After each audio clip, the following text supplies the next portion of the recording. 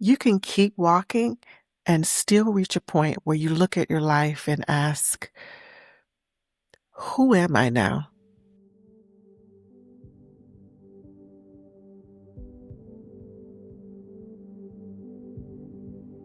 Hi, friend.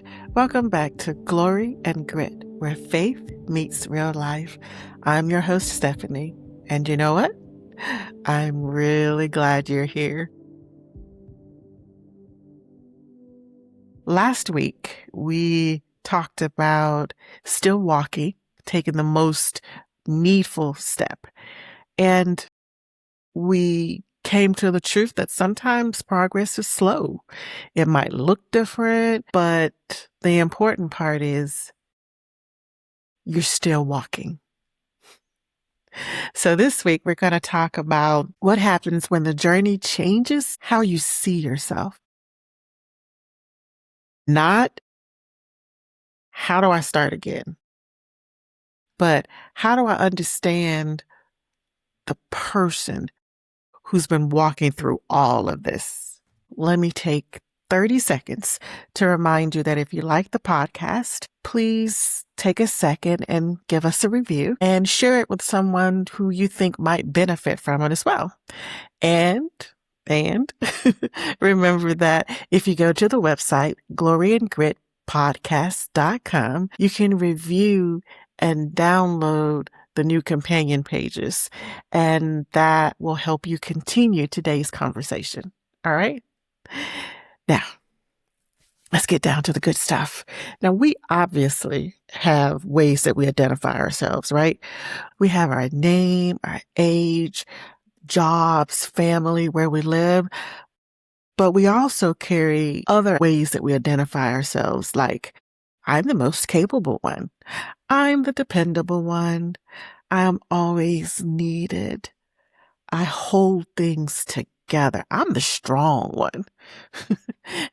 And sometimes we really don't see how attached we are to those things until one day things change. So what does that look like? Well, you could lose your job. And in doing that, you could realize that work was tied to how you value yourself.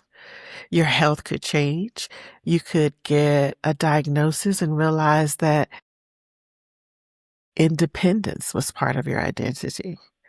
You could lose your calling or some role that you've been in, and then you start to realize that that gave you belonging and purpose. And then, of course, very big one, your relationships could change. And then you realize that your identity was built around that relationship. Well, questions we want to ask is not only what do I do now, but who am I now?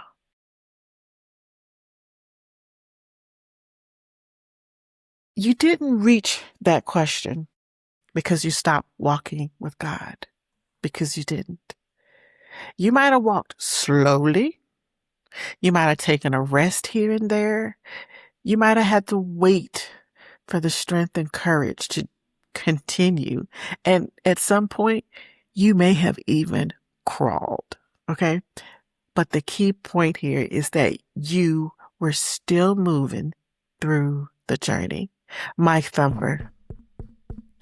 You kept walking even when the steps looked like nothing you expected. I think one of the times that I really felt this was when I was released as Relief Society president for my ward in my church. I had served right before COVID, the year before COVID, through COVID, and then the year after COVID. I think all in all, I served like 4 years. And for those 4 years, I had always had something to carry, right? I had to check on someone or their families, uh, personal issues that were going on in their families you have to help with. I have to help solve problems, prepare meetings, uh, We had meetings every Sunday and then monthly meetings and activities. Um, and this was a big responsibility, and it was important, and it really mattered not only to me, but to the church as a whole. So this was a mantle that came with the calling, and I had become used to doing it, to loving it, and to love serving. And then I was released. And it had quite an effect on me, I have to say. And it's not like I hadn't had callings before. Now, when I was released from that calling, I knew mentally that callings change. This happens all the time in the culture of my church. You are called, you serve, you release, you move on to the next calling, or you move to being able to relax throughout the Sunday, right? This happens all the time. It is the culture of our church. I knew that was normal. I knew being released was normal. And I knew that I didn't do anything wrong. It was just my time to be released. I had done what I had been called to do. At least I hope and prayed that I had. And now it was time to be released. But that hit me so hard emotionally. I was not prepared. I really wasn't. I remember that first Sunday that I went to church after I had been released. And I remember telling my husband that I kind of feel lost. I had attended church all day, and then I remember coming back the following Sunday and attending church, and I felt lost. I felt disconnected from the sisters, from the bishop, that role, Belief Society president and the bishop and the elders quorum president are very close in because we watch over the families of the ward. And I was really close to one of the elders quorum president that served during my time and the bishop. And so I felt like I had been not only disconnected from the sisters that I served and their families, but I had been disconnected from the bishop and I had been disconnected from the elders quorum president. And I felt like I didn't fit in anymore. I didn't know how to talk to the sisters because all this time I've been talking to them as a Relief Society president. So I'm kind of all in their business, you know what I mean? And, trying to help take care of them. And now all of a sudden I'm just there, right? It was almost like I didn't know where I fit in anymore. And it wasn't almost, it was. I didn't know how to fit back into the main space of the church, right? I had become so accustomed to carrying that responsibility that when it was no longer mine, I had to figure out who I was without it. And it took me a minute to figure that out. Um, and I, I didn't know who I was. I really didn't. I knew I was still a wife. I was still a mother. I was still a grandmother. I was still, um, a friend and all these things, but I wasn't Relief Society president anymore. So the calling had been something that I did, right? But somewhere in all that, it it had almost become a part of how I understood myself to be, right? And when it ended, I had to learn that my usefulness had changed, my responsibility had changed, and my role had changed. But my worth had not changed. Although I wasn't carrying this mantle anymore and I was having to rediscover myself almost, God did not remove my value. He just removed the mantle. Okay? I was still His. I was still me. I just had to learn to recognize that during that season when I wasn't carrying what I used to carry, right? And maybe you've had a role like that too. And something that gave you purpose, belonging, or a clear sense of being needed. And when it changed, you didn't stop walking. You just had to learn who you were on this road where the responsibilities you once had were no longer yours. Now, Christian language can sometimes move quickly toward things like saying, oh, it's a new season, it's a new beginning, it's a new thing. Now, yes, those things can be hopeful, but new doesn't automatically mean painless, right? Sometimes there are things that we miss. The former energy we had, the confidence we used to have, the strength, the independence, relationships, the roles. I missed that role, the dreams we used to have, right? And sometimes we just missed a version of ourselves who hadn't experienced what we did that changed us, right? Well, it's okay.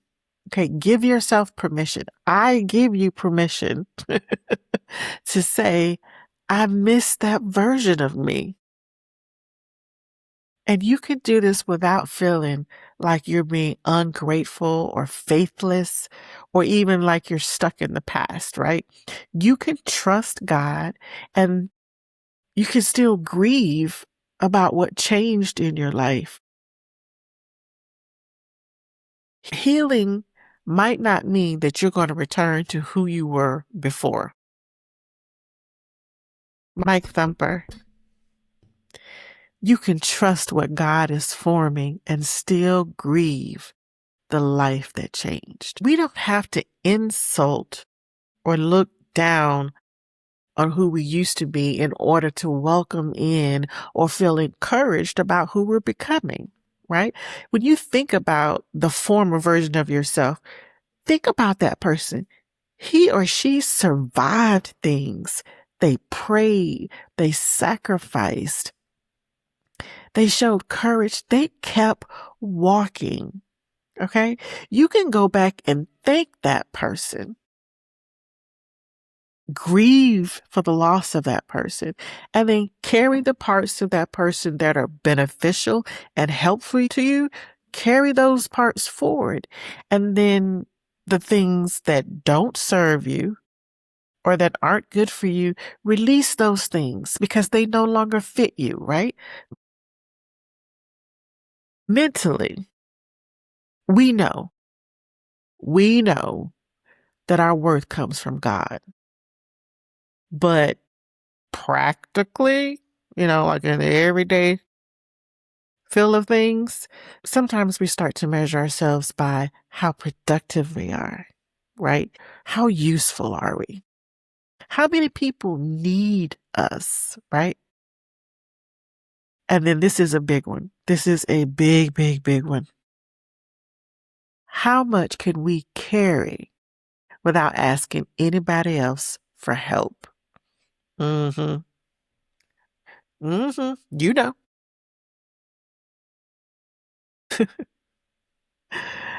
Usefulness and worth are not the same thing. Okay. Capacities may change. You might need help today. You might need rest tomorrow. You might need to set some boundaries on Monday, and which you do. Boundaries are good. You might need to slow down by Thursday. And by Friday, you might just need to say no. I give you permission on that too. You can say no. And if you didn't understand, let me help you understand now. No is a complete sentence. It needs no description. It needs no support statements. It needs nothing. It is a complete sentence. by itself, and it is okay to say no. I'm still learning that one, so we together on that, okay? None of that lowers your worth. In D&C 1810, it says, "Remember, the worth of souls is great in the sight of God." Now notice, it didn't say protective souls. He didn't say healthy souls, impressive souls. He didn't say souls who have everything figured out. By the way, where are those souls? Because I'd like to meet them. But souls. Mike Thumper, your life might look different, but your worth hasn't changed with it. Do I need to say that again for the people in the back? Your life may look different, but your worth hasn't changed with it. And what does that look like? I'm glad you asked. Let me give you some examples. You might get a diagnosis. I've been diagnosed with an ulnar nerve damage right here. Right here. If you're listening instead of watching, it's right where you fold your elbow, about 2 inches up. There's a crease in my arm and there's a little swelling there. That describes something that's happening inside my body, this nerve damage. But it does not fully describe me, right? Job titles. The job title I have at my part-time job is credentialing specialist. That's something I do. It doesn't fully name me though. Okay? Pain. I'm in pain because of this ulnar nerve.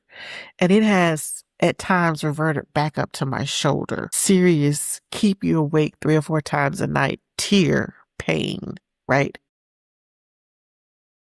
That shapes part of my story, but it doesn't name my whole life story. Now you know. I hope those examples can help you think about your life. When we talk about rebuilding identity, we usually think of everything was destroyed and now we have to start over from scratch, right? Maybe rebuilding also means recognizing what survived, right? Because yes, there may be a lot of destruction, but there's something always that survives. Recognizing what grew. You didn't have this experience and something didn't grow, right? Recognizing what became clearer, because sometimes you don't see very clearly in the moment of the season. Sometimes it's after the season when you're rebuilding, you start to see a little more clear what was happening during that season. And then you can think about what survived and what grew because you can see clearer on the other side of the season, right? Did that make sense? I hope that made sense. Okay, so what does that look like? All right. Well, maybe your confidence was shaken, but your compassion was deepened, right? Maybe your faith is less certain than it used to be, but your faith also became more honest. Maybe you used to carry everything and then you learn to receive help, right? That would be me. Maybe for you, faith meant knowing. And now after that season, faith might mean taking the next step without knowing the whole road, right? We talked about that a little in season 1. If you haven't listened, go back and check it out. Now, there might be more of you left than you realize, right? There might be a little or a lot more of you remaining than you realize. Yes, the season did change you. It did. But what it didn't do is erase you. Mike Thumper, the road may have changed you, but it did not erase you. Okay? So some questions you can ask yourself is, what survived? What became stronger? And what did God uncover that you hadn't noticed before? That's a big one. I had to really ponder that one. And I mean, honestly, if I'm honest, I'm still pondering it. If we look at Isaiah 43, 18, 19. Remember ye not the former things, neither consider the things of old. Behold, I will do a new thing. Now it shall spring forth. Shall ye not know it? I will even make a way in the wilderness and rivers in the desert. And just because I can't help myself, whenever in the scriptures you see the word behold before a statement, you need to take that statement or that verse to heart and seriously and study it and make it a part of your life. Okay. You make all of them part of your life, but that one you need to like really, if it says behold, it's like, hey, buddy, look here. Hey, bro, come on. This is what you need to know. So remember that. Sorry, I couldn't help myself from putting that little information in there. So behold, I will do a new thing. Notice what God may already be doing, right? Maybe something new is growing before you have the ability to understand and verbalize what it is, right? Maybe we're missing it because you might be looking for that older version of yourself, right? And that could mean looking for your old strength, your old purposes, your old road that you are accustomed to, right? And maybe God isn't restoring that old road. Maybe He's teaching us how to walk on the road that we're on now. Okay. And what does that look like? The identity might be revealed through things like one prayer, one boundary, one choice to rest, one truth finally believed, or that one next most needful step. Mike Thumper,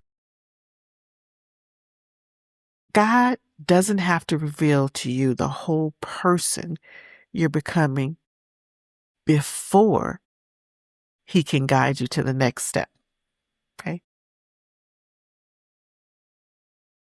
There may not always be this whole hello identity coming new requirement statement, but there might not be this 5-year vision that you're going to receive.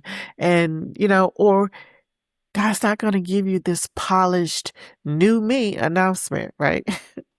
Let God reveal it slowly, line upon line, as you're prepared to receive it. And then once you receive it, work on it, right? And remember that we're always on God's time. And it's not the same as ours. Trust me, I've tried. He has his own timing, and he cannot be rushed. So maybe the question isn't, how do I become who I used to be? Maybe you can ask, what parts of me still matter? What is God strengthen in me? What no longer fits me? Hmm.